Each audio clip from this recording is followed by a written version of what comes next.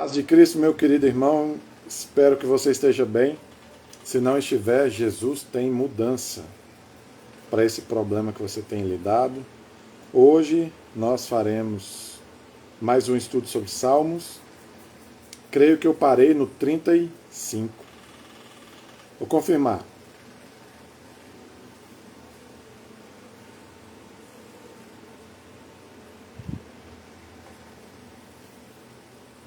Não. Vamos lá, vou descobrir qual os salmos que eu estou. Paz de Cristo, Maria Paula.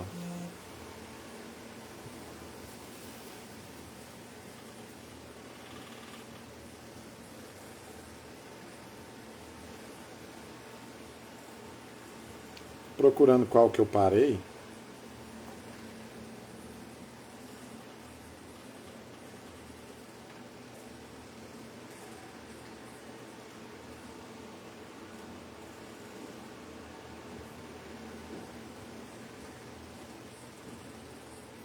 Minha memória está muito ruim.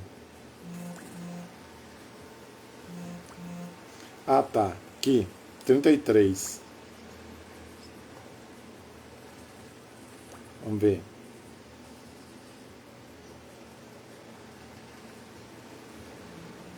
Não. Eu lembro que eu li esse aqui.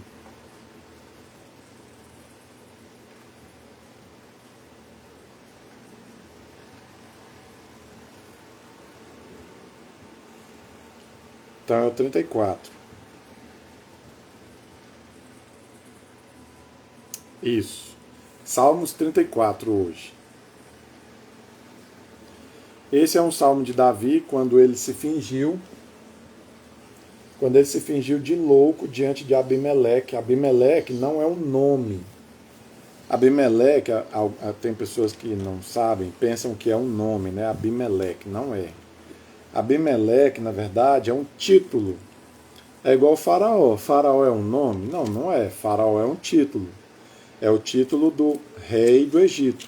E Abimeleque? Abimeleque é o título do rei dos filisteus.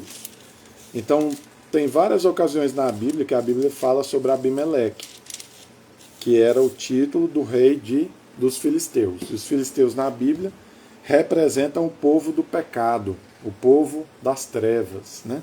Os filhos de Satanás, que éramos nós antes de nascer de novo. Antes de você nascer de novo, você era filho do Satanás e agora você é quem? O quê? Filho de Deus. Então, antes nós éramos filisteus, inimigos de Deus, né? Inimigos de Israel, mas agora que nascemos de novo, nós somos o quê? Filhos amados do Pai. Porque ele nos transportou do reino das trevas para o reino do Filho do seu amor, o reino de Cristo. Então, Salmos 34. O texto diz assim: bendirei o Senhor o tempo. Ah, tá. Não, vamos contextualizar.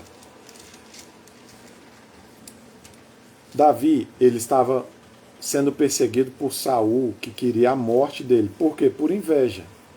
Saul ficou com tanta inveja, com tanto ódio no coração, que Deus permitiu que um espírito imundo se apoderasse dele. Ele era o rei de Israel, possesso de demônio.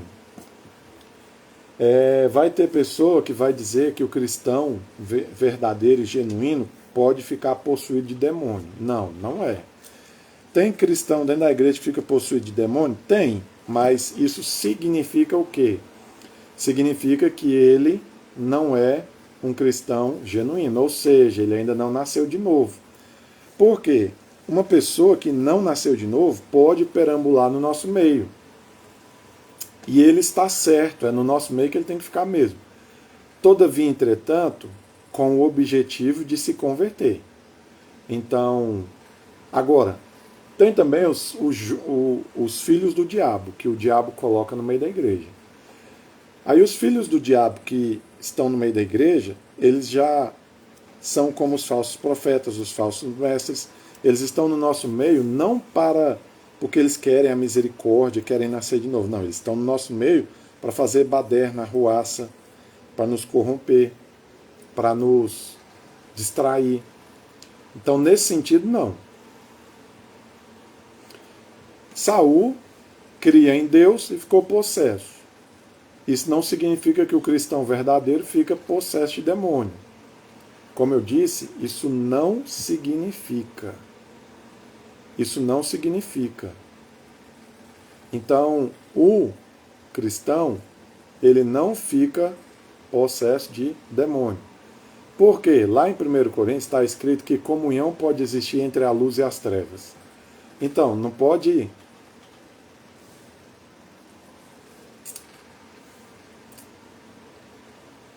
Estou estranhando, parece que tem alguma coisa no meu dente. Será que tem mesmo? Ou será que é só o...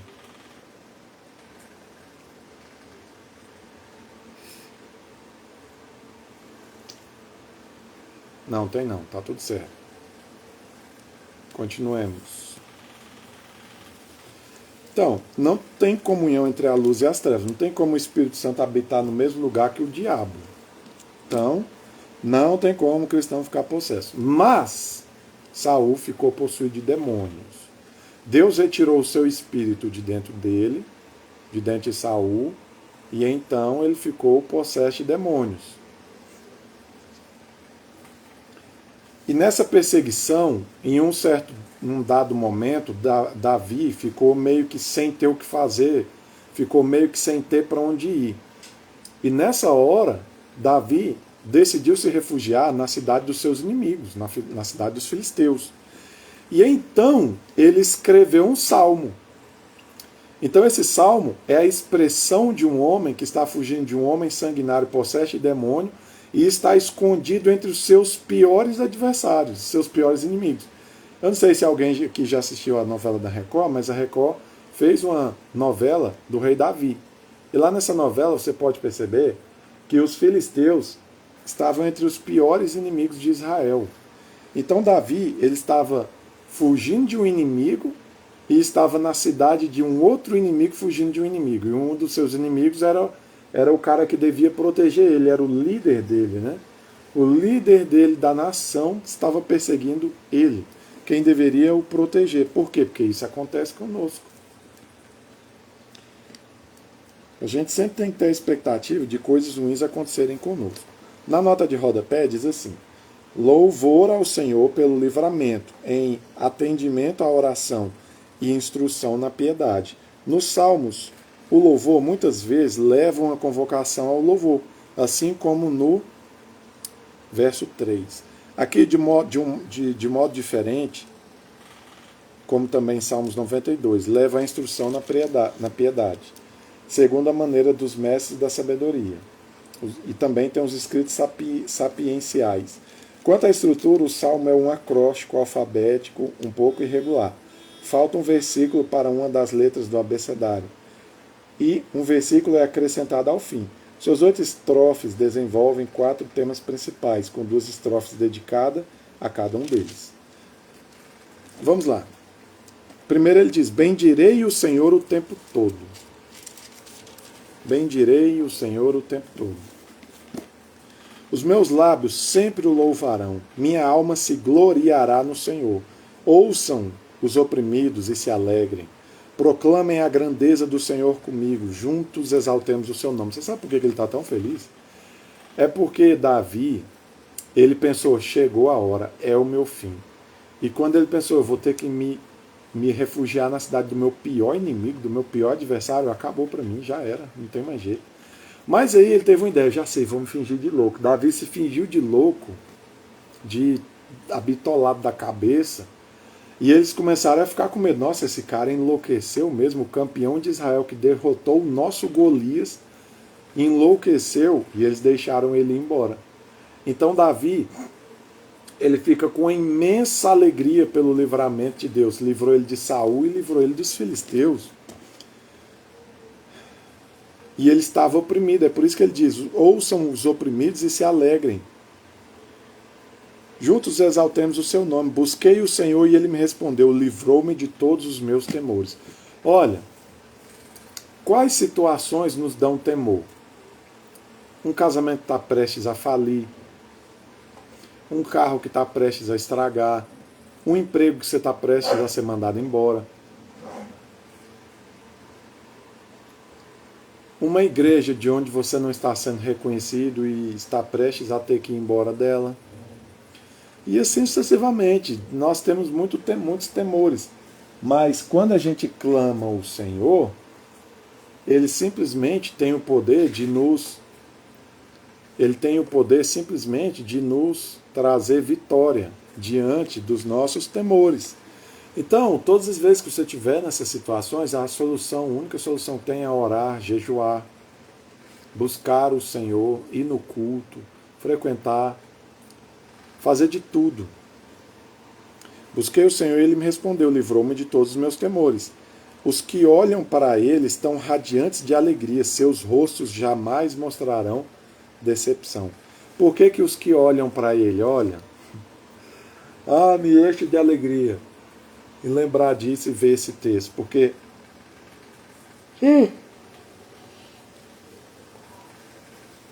Jesus, Ele nos salva porque nós olhamos para Ele.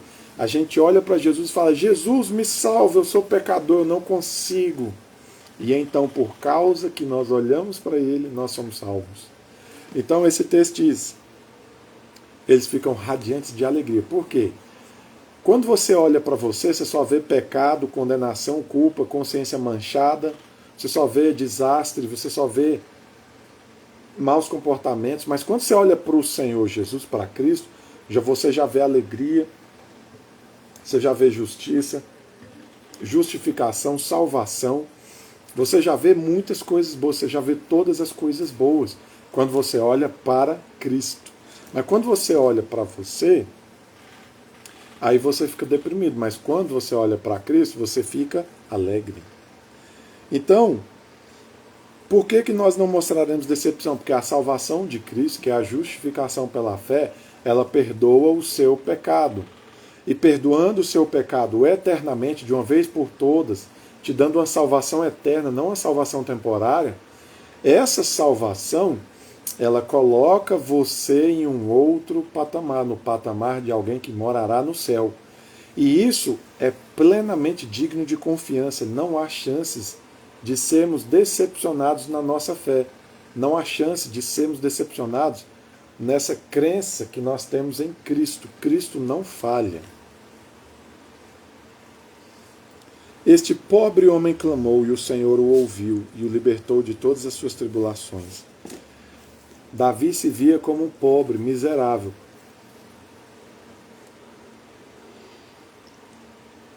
Porque Davi sabia que ele era pecador. Todos nós temos que nos ver assim. A Bíblia diz que nós somos cegos, pobres, nus, dignos de pena e de misericórdia.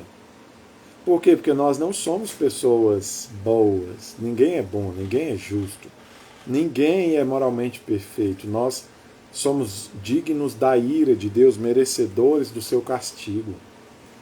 Nós somos uns pobres, nós precisamos de muita ajuda, nós somos fracos, nós nos rendemos às tentações do diabo. Quem somos nós? Nós não somos nada, nem ninguém perto de Jesus, nós somos como o verme de Jacó. Mas quando você reconhece isso, você reconhece que você precisa de ajuda. E essa ajuda vem diretamente de Cristo.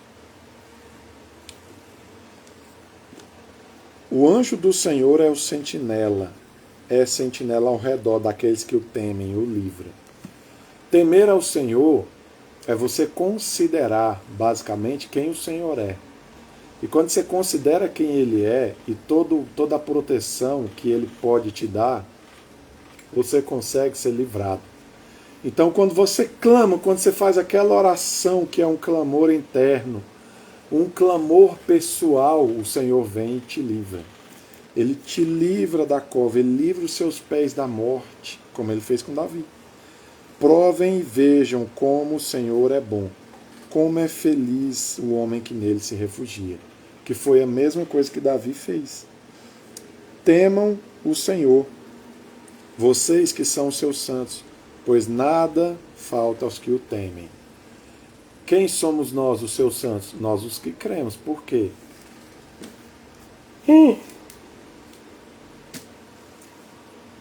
100% das pessoas que eu perguntar, você vive uma vida santa, sem pecado?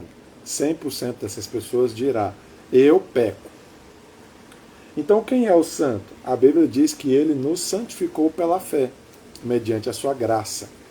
Então, pela graça, eu sou agora santo, e eu sou santificado. Então, pela graça, eu sou santo, não pelas minhas próprias obras, não por aquilo que eu mesmo faço. Então, todos os santos podem ter certeza que nada os faltará. Por quê? Porque esses são os que o temem. Os leões podem passar necessidade e fome, mas os que buscam o Senhor de nada têm falta.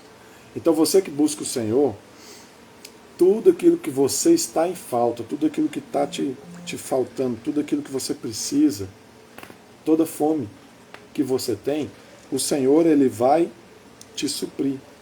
E nesse suprimento ele vai te dar o que você precisa. Na hora certa, então creia, meu irmão, você está precisando de um emprego que você possa servir a Deus, Deus vai te dar. Você está precisando de uma esposa, Deus vai te dar. Você está precisando de uma família, Deus vai te dar. Você está precisando de amigos, Deus vai te dar também. Venham, meus filhos, ouçam-me, eu lhes ensinarei o temor do Senhor. Quem de vocês quer amar a vida e deseja ver dias felizes?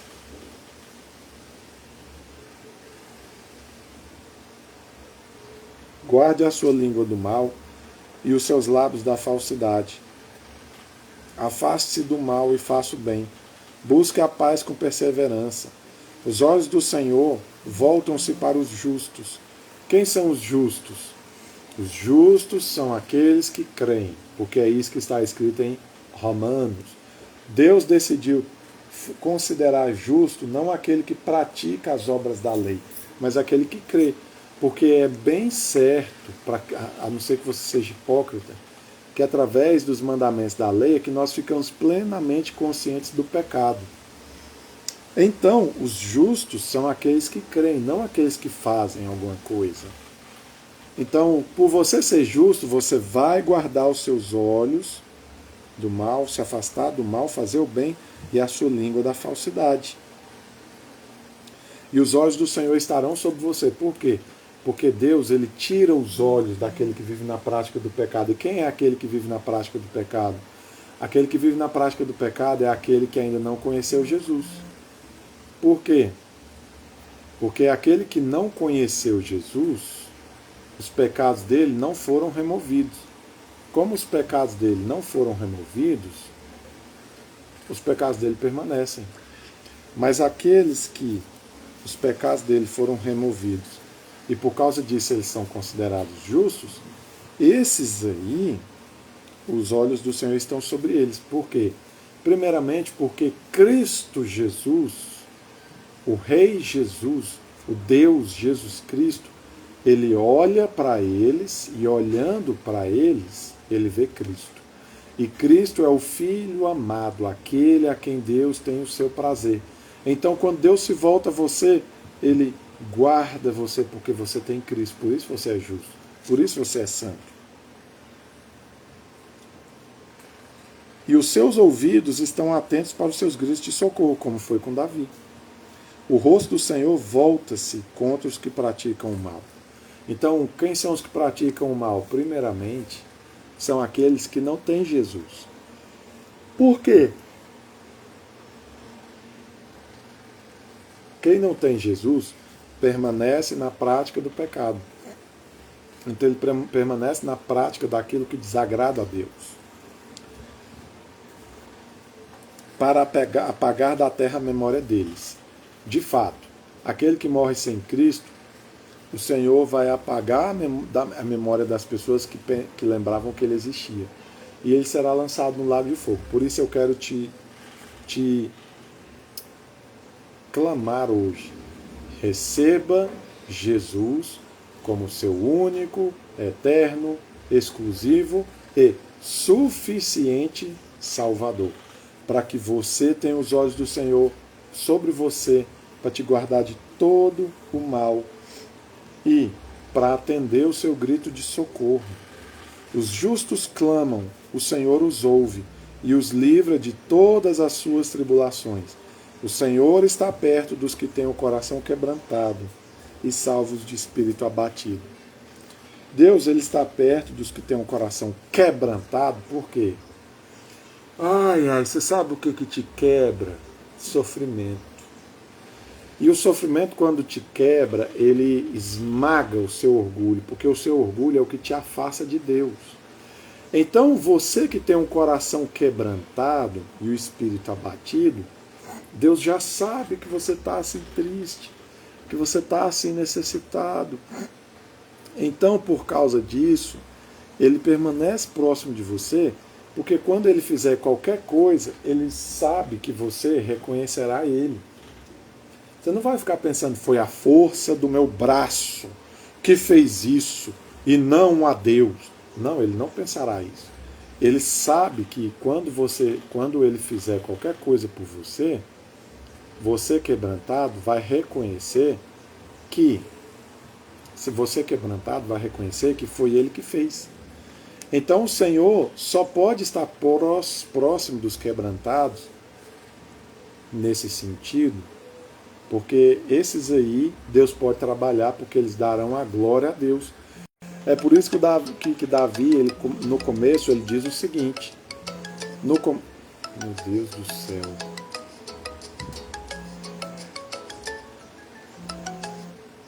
Pronto. Por isso que no começo, Davi diz assim, eu me gloriarei no Senhor. Então, quando Davi é livrado, ele não pensa, a força do meu braço me livrou. Eu sou muito bom e por isso que eu fui livrado. Não tem nada a ver com você, meu irmão. Não tem nada a ver conosco. Não tem nada a ver com você. Não é porque você é amoroso, não é porque você é bom, não é porque Deus vê alguma coisa. Não, é tudo a ver com Ele. Por isso que a glória sempre é dele. Mas se você está com o coração quebrado e o seu espírito abatido, eu quero liberar uma palavra para você.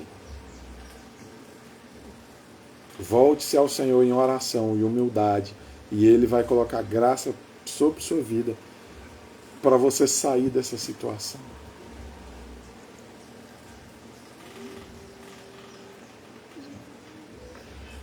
O justo passa por muitas adversidades. Então, não é porque você tem Jesus que sua vida vai ser um conto de fadas, maravilhosa. Não, o justo passa por muitas adversidades. Até porque ele tem que passar para quebrar o coração dele, para quebrantar o coração dele. Só que o Senhor o livra no final. Protege todos os seus ossos, nenhum deles será quebrado. Aqui ele está profetizando sobre Jesus. A desgraça mata os ímpios. Os que odeiam o justo serão condenados. Verdade. Quem odeia crente perde a salvação. Por quê? De tanto odiar a crente, ele passa a odiar a igreja, e ele passa a odiar Jesus. E perde a salvação, porque para ele ser salvo ele tem que crer. Então, se ele se afasta da fé e retrocede, ele não está salvo.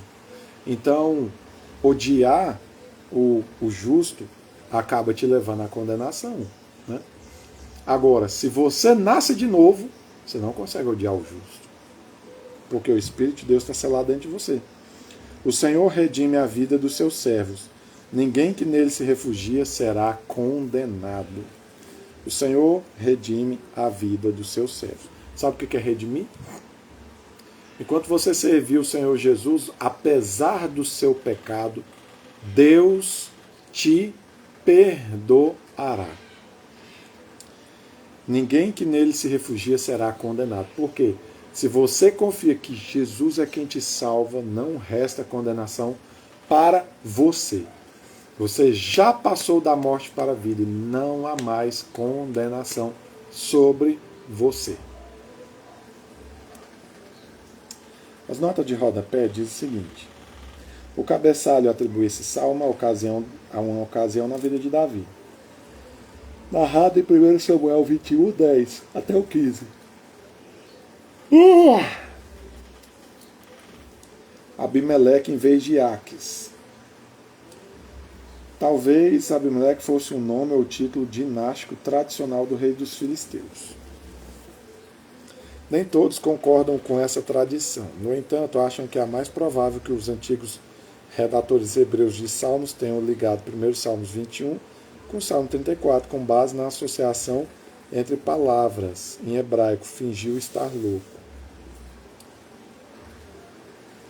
Louvor pelo livramento. Ou seja, ele quis dizer que nem todos os estudiosos concordam que é um poema escrito quando Davi estava sobre a tutela, né, dos filisteus, ali se fingindo de louco. Nem todos concordam. E nós vamos ficar com a maioria, nesse caso. Versículo 6. Pobre. Aqui, como muitas vezes nos Salmos, pobre caracteriza não necessariamente o que tem posse, mas o que está reconhecidamente sem recursos para levar a efeito a sua salvação, ou para garantir a sua própria vida, segurança e bem-estar. E assim depende de Deus. Sim, é verdade. Pobre nesse contexto aqui não está se referindo a um valor monetário, se tem pouco ou muito dinheiro. Pobre aqui nesse contexto está se referindo que Davi é um pobre coitado. Ah, que pobre coitado eu sou, estou diante dessa situação e não consigo ter uma saída. De um lado tem um leão me perseguindo, que é Saul, do outro eu tenho os filisteus me cercando. Que pobre que eu sou, não consigo sair dessa situação.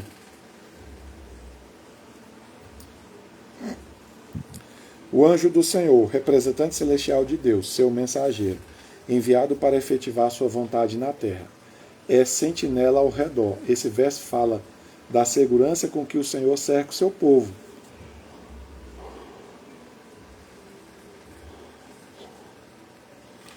De modo individual e coletivo. Não ensinam a doutrina de anjos da guarda individuais, daqueles que o temem, e os que passam a ser apresentados nos versos 8 ao 14. Então, verdade. A Igreja Católica, ela ensina que existem anjos da guarda, anjos que Deus, né, separou para fazer a sua vontade, fazer a sua obra. Então, há quem discorde, há quem concorde, há quem diga que sim, há quem diga que não. Nesse texto, você vê que o texto diz que sobre os justos, aqueles que creem em Jesus, Deus tem um sentinela ao redor. Então, cabe a você, né, decidir se você crê ou não. Eu, particularmente, tenho uma tendência a acreditar. Mas não que ele seja absoluto. Por quê? Porque apesar do anjo da guarda, acidentes acontecem, por exemplo, né? O anjo da guarda falhou. Agora, o anjo do Senhor, com letra maiúscula, é Jesus. Instrução no temor do Senhor. As duas estrofes realmente formam um conjunto, como o verso, que forma o título. Note a posição dos imperativos. Provém e tese, venham, guarde, afaste-se, um desenvolvimento simétrico do tema bem. Domina a estrofe, porque o Senhor é bom. Nenhum bem faltará aos que nele confiam. Mas a fim de experimentarem dias bons, precisarão afastar-se do mal e fazer o bem, confiar e obedecer. Esse é o temor do Senhor. Quanto à instrução nessa estrofe, quanto ao uso por Pedro, nos versos 12 e 16, porque Pedro usa também esse salmo. Dos versos 15 ao 18 é a certeza de que o Senhor atende às orações dos justos. Ele frustra tão eficientemente os praticantes do mal que ficam esquecidos. Ai, meu Deus, minha pressão está caindo.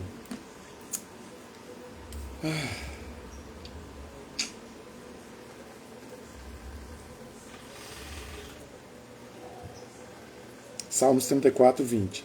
Todos os seus ossos, ou seja, todo o seu ser, nenhum deles será quebrado. Talvez o Evangelho segundo João aplique essas palavras a Jesus, pois ele, muito mais do que qualquer outra pessoa, podia ser chamado de justo. Isso é verdade.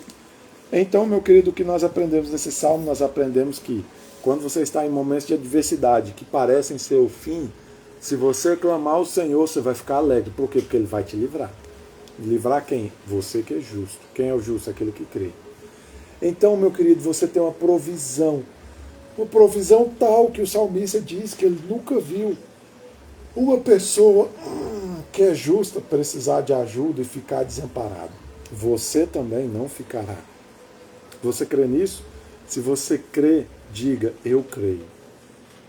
E guarda no seu coração. Senhor Jesus, eu não sei o que essa pessoa está passando, mas entra com providência na vida dela. Senhor, vem em nome de Jesus agora sobre a cabeça dela, sobre o coração dela. E coloca sobre ela agora graça e favor para que ela viva corretamente a fé no seu Filho. Vem, Senhor, faz sobre ela milagre, graça e favor. No nome de Jesus. Amém.